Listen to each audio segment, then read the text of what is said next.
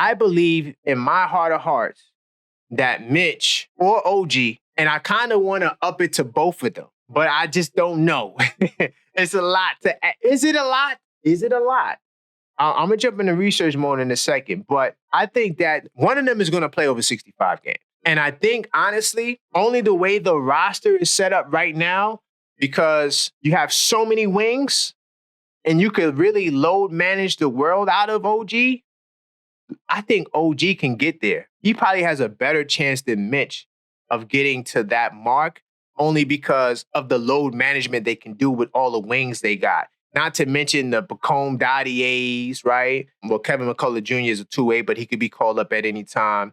But they got a lot of wings that they can bring. Even the kid from the Nets, what's his name, Jope or Jop or whatever his name is. You know, they got a whole bunch of guys they could experiment with and, you know, put in that spot. Let's say you sit OG for a game, it's a back-to-back. Let's say they don't want to play OG on back-to-backs. Now, you put, you know, the original starting lineup from last year, but with the exception of OG out, and then you put Bridges in OG spot. And now you have what you had last year with Randall and Mitch. So, you know, I think OG is more primed for that role than Mitch. And since we're going to talk about OG, I want to show you guys something about OG Anunoby, because fans are cruel. Fans, man, they can be cruel. Oh, he's a walking injury waiting to happen. Yes, that may be true. We know OG he's gone through his fair share of injury, right? But I want to show you something about OG's career. Something that I don't know if you guys have considered. Now, when I talk about load management, I'm going to start there. If you notice, OG Anunoby, when his minutes were higher, he played less games, with the exception of the 2023 season. And his three-point percentage, you know, he's always solid, 39% from three, you know, 50% from the field. So, in my opinion, that's where I'm going to play OG. So that way, when the playoffs come, then I might ramp him up a little bit. Another thing about OG, right? Because we talk about OG, and I don't know why it's still highlighted like that. Anyway, look at the games. Let's look at the games. Now, 2024, he played 50 games, okay? Now, he only had 2 seasons. Now, he has only been in the league for 7 years. But at the same time, he only has 2 seasons where he's under 50 games. And that's, of course, these 2021 and 2022, right? Other than that, he has 4 seasons where he played 65 games or over. Right? His first 3 seasons, he was over 65 games. And he's gotten minutes early. Like I said, in his 3rd year, he was a starter. Right? And then, of course, his best season, which was the 2023 season, this is when he made All-NBA defensive team, the second team. And he averaged 16.8 points, which was his second career high. It wasn't his career high. His second highest. He also shot about 39% from 3, right? And he shot 47% from the field. So OG has seasons where he played over 65 games, right? He's only had 2 seasons where he's under 50. So when we say OG is like Mr. Glass and all these crazy things, some fans, not most Knicks fans don't say that, but some people, especially the Toronto, I mean, of course, a lot of different fan bases. The Toronto people are crazy, yo. They're like, they were so happy they got Emmanuel quickly.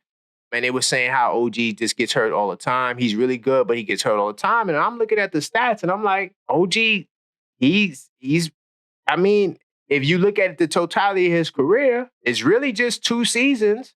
But even in those 2 seasons, he's played more than half the season. He doesn't have any 20, 22 game seasons, 23 game seasons, right? You know, he's giving you what he can give you. So my logic is, I think they're going to load management OG Anunoby. They got all the science. They got all the technology. They got all the people there that knows this stuff, right? If they know way more than me. And I think that they can see that, hey, in his best season, or one of his better his best offensive production-wise season, because he averaged more points, and he was shooting really good numbers, decent numbers from the field, right? His percentages drop a little bit, but that typically happens when you're shooting more. But he had a career high in rebounds, career high in points.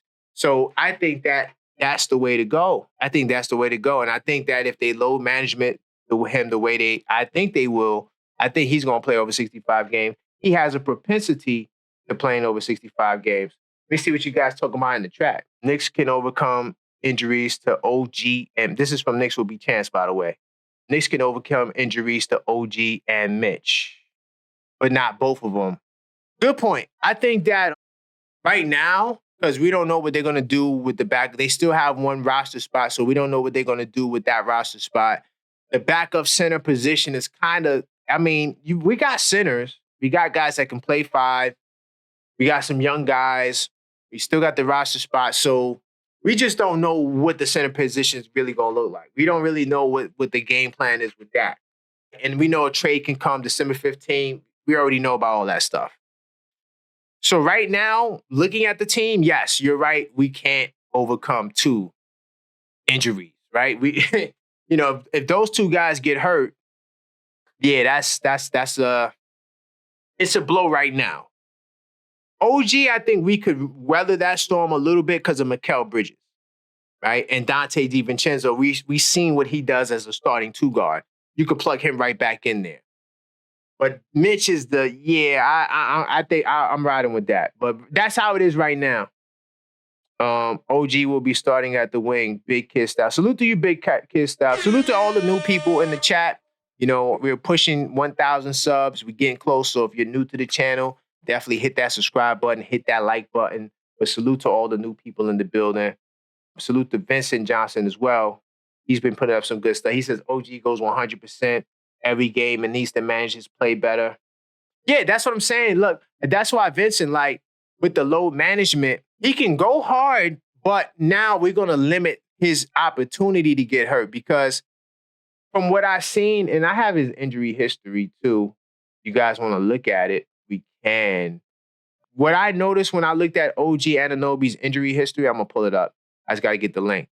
I haven't seen any repeat injuries, right? I haven't seen any, anything that I can recognize that's reoccurring. Maybe you guys who've been following him since Toronto like that, I haven't been following him since Toronto. I'm not going to cap. But I don't really see anything lingering with OG. Like I said, once again, I could be wrong. He did have a hammy. Maybe he had a hammy problem before. But look, I'm going to show you the injury report, what I researched. And let's look at it together, right? So look, this is the history. By the way, Fox Sports is the best website if you want to look at people's career injuries. So in 2017, he had a torn ACL. This was college though. This wasn't the pros. And then in the pro 2018, he sprained his ankle. Sprained ankle ain't nothing. Now I don't know what grade ankle sprain that is, and he did have it reoccurring, but that's within the same frame. Even we seen Brunson retweak a sprained ankle, so that's not a sprained ankle. Ain't the end of the world. Okay. Then he had the orbital contusion. Okay, cool. He had right wrist sprain. Once again, within the same period of time. Okay, cool. Here we got head. I'm not sure what they mean by head, but let's just keep moving forward. Then he had the appendix, right? Okay, cool. This was in 2019. Then he had the eye issue. Now the orbital could be, and the eye could be connected. I don't know. I'm not sure. Why doesn't it say orbital problem again? I don't know. But I'm just showing you his injury history because they're getting on OG like he's this big walking bag of injury, right? Now, this knee injury in 2020, right? I doubt it had anything to do with his ACL back in 2017. But between 2017 and 2020, he hadn't had any knee issues, okay? Now, calf, once again, this is within the same time frame, okay? All right, health and safety protocols. He had COVID in 2021. Now, here's the calf injury, but it's the same season. Okay, cool. 2021 calf, okay? Let's see. Now, 2021, hold on. Let's double check what 2021. How many games he played in 2021? Just so we could be on the same. So 2021, he played. Oh, yeah, okay. So 2021 was the year, this was his most injury-plagued season, right? He only played 43 games in 2021. So that's why when we're looking at the Fox Sports, you see 2021 repeatedly a lot, okay? And that's why this injury management's here, okay? Cool. And I think that was the year I don't think they won a championship that year. I know he also got hurt in the playoffs during their championship run. But anyway, I'm just going to keep moving forward, okay? look, now when we go forward, health and safety protocols, right? Then he had finger, then he had an ankle. It doesn't say ankle. His old ankle sprain has nothing to do with. So the only reason why I'm going through this list is there's no lingering injury. So yes, at times OG has trouble. He gets hurt at the wrong times. Oh, you guys can't even see the injuries on the screen. Hold on. I'm sorry, y'all. My bad. You can see it now. Right? But this is what I was reading off. So you can see I'm not capping.